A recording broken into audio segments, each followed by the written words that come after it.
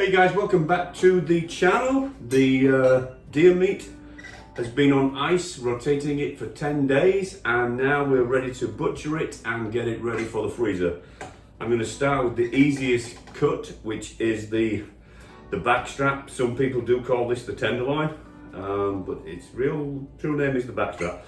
And I'm going to start, well today I'm going to cut it into single pieces, and I'm going to butterfly it. So that's what I'm going to do today. Here we go.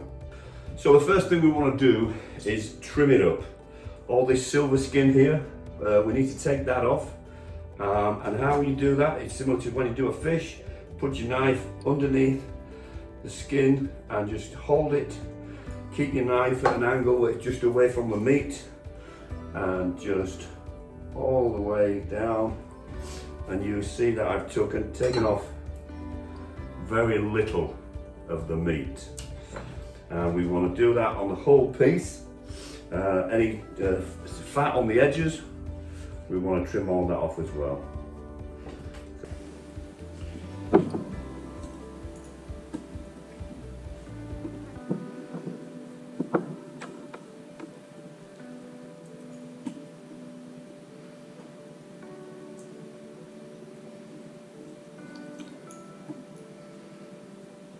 So just underneath that silver skin, hold the skin and just peel it back.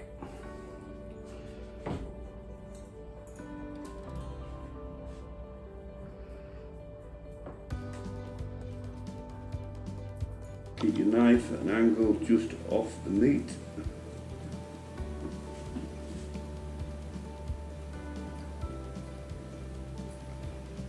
And just, like I keep saying, take your time.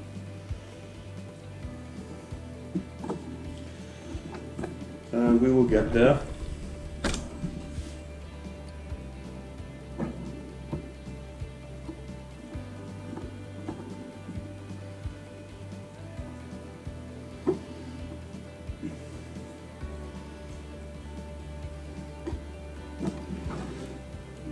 Now when you're butterflying any steaks, it's entirely up to you how thick or thin you make them. I like to think of a generous filet mignon is about right. So because I'm going to butterfly, what I'm going to do, I'm going to go halfway. I'm going to cut halfway through, I'm going to go halfway into the size that I want, and then I'm going to cut it, but I'm only going to go halfway through, and then I'm going to move along and then cut that fillet that I want, okay? So starting at this side, the fillet is going to be about this size, so I'm going to go halfway, and I'm going to cut just halfway through, and then I'm going to cut that, and then you have, I didn't go all the way through, you have a nice butterflied fillet. So there, so I'm going to go there and then there, and again a nice butterflied fillet. That's beautiful. It's such a healthy meat, it really is. And so on until we get through the whole tenderloin, and I will freeze these. I'll vacuum seal them and freeze them in twos, because there are two of us in the house. Obviously if there's more in the house, you can freeze them in larger quantities, but that's a pretty easy way of creating a beautiful steak. So we're going to be there, so I'm going to go to there, go all the way through, cut it, and another beautiful steak right there.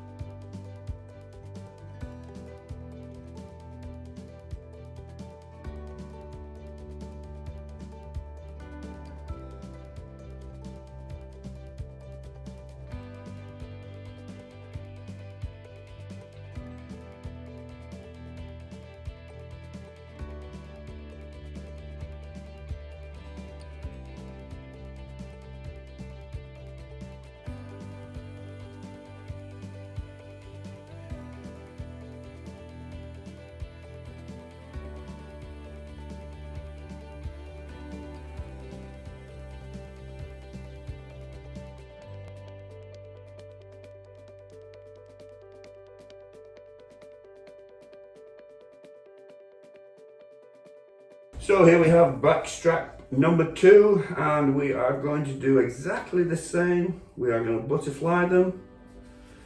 So again, we want that silver skin off. So knife underneath the silver skin. Get a start.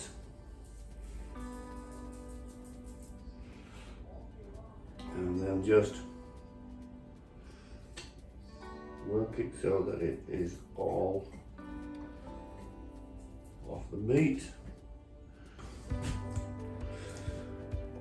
So once we've got it all trimmed off, all the silver skin, so I'm going to butterfly these. So we go, they're going to be that big, so halfway back, don't cut all the way through. And then cut your steak and you've got another beautiful butterfly. So we're going to be this big, that one halfway through. And another beautiful butterfly. This big. So guys, we're going to move on to the ham, and as you can see, this is a big piece of meat, but don't be deterred. You can still very easily portion this out with top round, bottom round, top roast, etc. As it was the same when I was taking the meat from the bone. It's the same thing here. Find a seam on the meat, on the like the rump cut, etc., and then just follow it around, and you will be able to portion it out. So we're going to start doing that. Now I'm taking off just bits of the silver skin just to get me started. You can make your portions first and then take the silver skin off. It's a little bit easier. So as you can see, I found a seam right there. So I'm going to cut all the way around there and follow it. See, my thumb is all the way in, following that seam around. So we're going to follow it and just follow it around and cut in.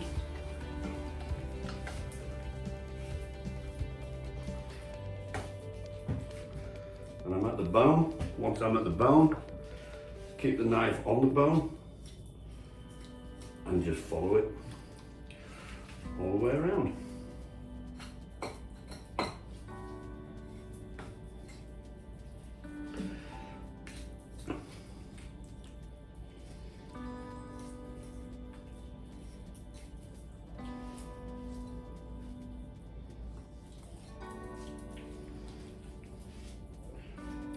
With portions of this, you can physically just pull it from the bone while you keep it moving.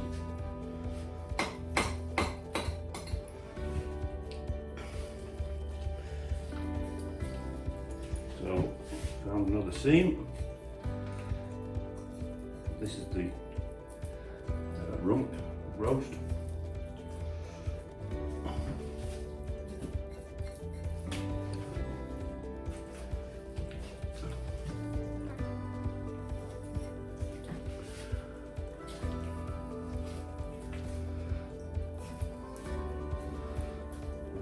Is the first piece off. It wants trimming up, but that makes a beautiful roast. You can also make steaks out of these. You know, deer is such a tender meat. One thing I will say: do not overcook deer. If you like your meat well done, deer may not be the one for you.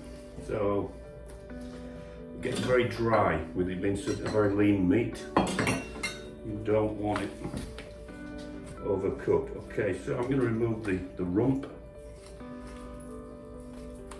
Again, just find the seam. Go along it.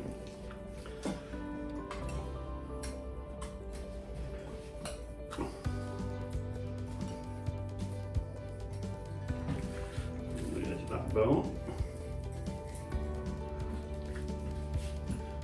no more blunt in my new knives.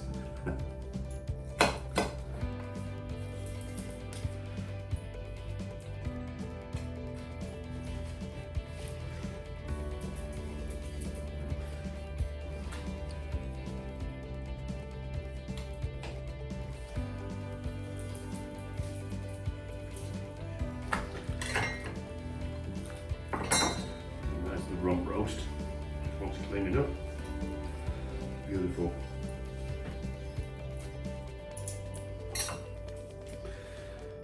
And that's the shank here. Now a lot of people will cut this off, go through it. It's very sinewy meat, and then put it through the grinder or make super sausage out of it. A couple of seasons ago, I took the shanks off and slow cooked them in a little bit of red wine for about 8 hours, and they were as good as any lamb shank I've had in any restaurant. So you don't have to always work with the shanks, pulling off all the sinewy meat and then grinding it. You can give it a try. It's I was super impressed when I did it. So this is the top roast. So again, find the seam, which is right there. And fingers are in. Pull it all the way down to the bone, which is right there. Around that bone.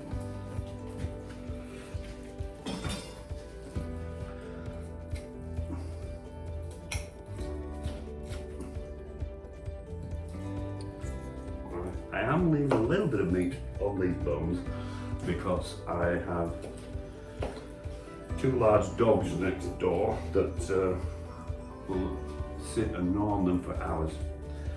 So although I'm not all the way cutting all the way to the bone, there's a reason for it today. This is the bottom roast.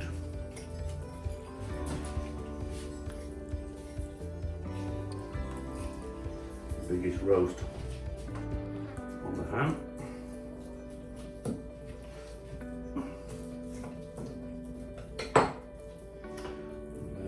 Obviously it wants cleaning up, but again another beautiful piece of lean organic meat. So I'm going to clean these up, and then I'm going to put some through the grinder. I'm old school grinder, so we'll do a little bit of that. I'm going to clean these up and I'll come straight back to you. So guys, as you can see, I've got some cube. And we're going to grind it up for burger. This is, as you can see, a hand crank grinder. I'm not putting my fingers in, I'm just holding the meat on the top. It's pulled through by the grinder. Be careful if you do have one. So this I use mainly in spaghetti bolognese, that sort of thing. You can make burger out of it. If you do make burger out of it, you're going to want to add a little bit of beef fat. With it being such a lean meat, in burger you want to add some fat. So I'm going to carry on with this, and I'll probably do ½ pound amounts, and then once I've finished with this, we'll move on to the vacuum sealing part of the process and get some meat into the freezer.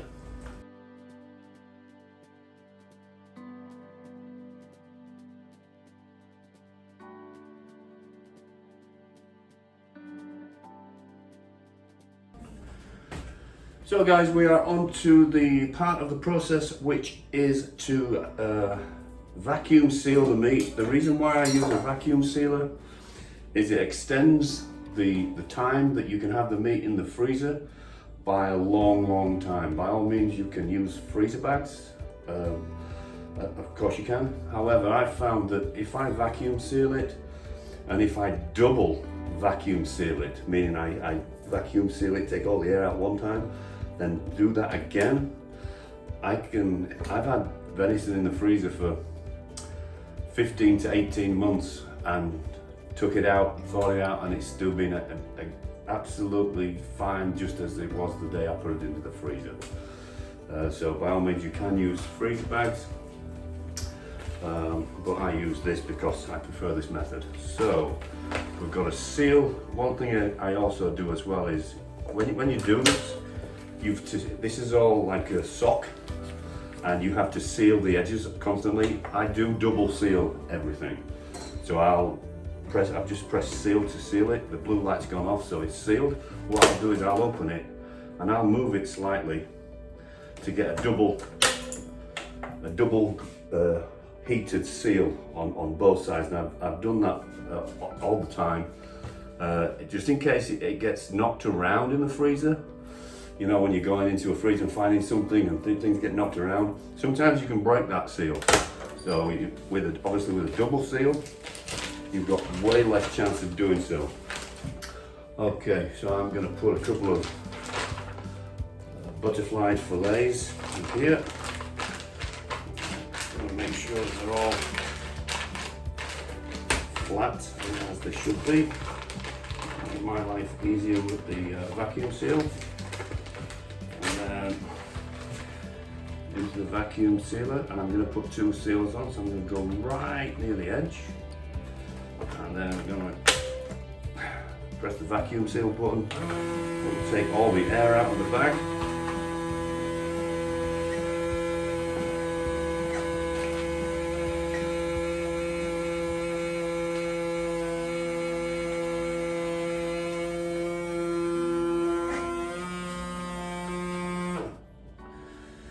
Now it's sealing it, and then I'm going to undo it and seal it one more time.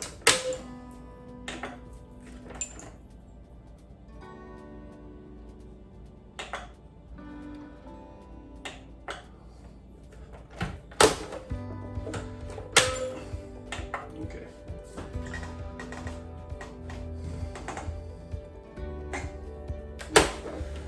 And there we have it, guys. That's good in the freezer for well over a year. And that's pretty much the process taken care of. If you enjoyed this video, give it a like. Please do subscribe to the channel. This is Off Grid for Beginners with Cameron and Julie. And this has been Cameron in the Kitchen.